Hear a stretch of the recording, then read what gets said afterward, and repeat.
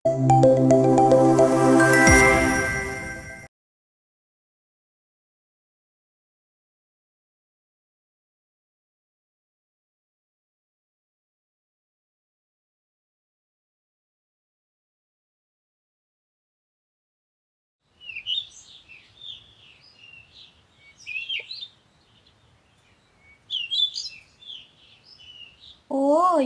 তাড়াতাড়ি নে, উনুনটা বানিয়ে নিয়ে এবার কুটনোগুলো কাটতে হবে তো।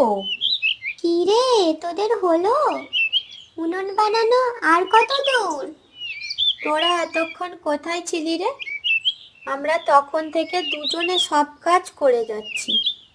ঘর থেকে যে হাঁড়ি, কড়াই, খুন্তি, চাল, আলু, পেঁয়াজ, তেল, লঙ্কা, হলুদ আনতে বলেছিলাম, এনেছিস সব কিছু? হ্যাঁ, আমরা সবাই এনেছি। আর সবাই 10 টাকা করে এনেছিস তো? হ্যাঁ, আমরা সবাই এনেছি। কিন্তু গুলটের মা গুলটেকে 5 টাকা দিয়েছে। ওর মা বলেছে ও তো ছোট, তাই ও বেশি খেতে পারবে না, তাই ওর 5 টাকা। এই জন্যেই আমরা গুলটেকে ফিস্টিতে নিতে চাই না। আমি তোমাকে 10 টাকাই চেয়েছিলাম। মা যদি না দেয় তো আমি কি করব?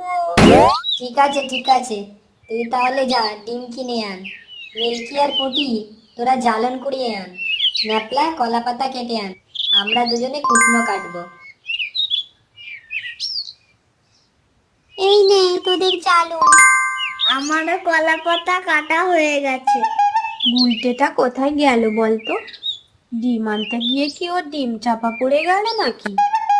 এই তো, এই তো, এসে গেছি। পুরো স্পেশাল ডিম এনেছি, স্পেশাল ডিম। একেবারে মুরগির পেট থেকে কেটে বার করে নিয়ে আসলাম। আর এত ডায়লগ মারতে হবে না, তুই দে তাড়াতাড়ি ডিমগুলো, তোর জন্য অনেক দেরি হয়ে গেছে। এই নে, ঘট ঘট। তুই এটা কি করলি? ডিমগুলো ভেঙে দিলি তো?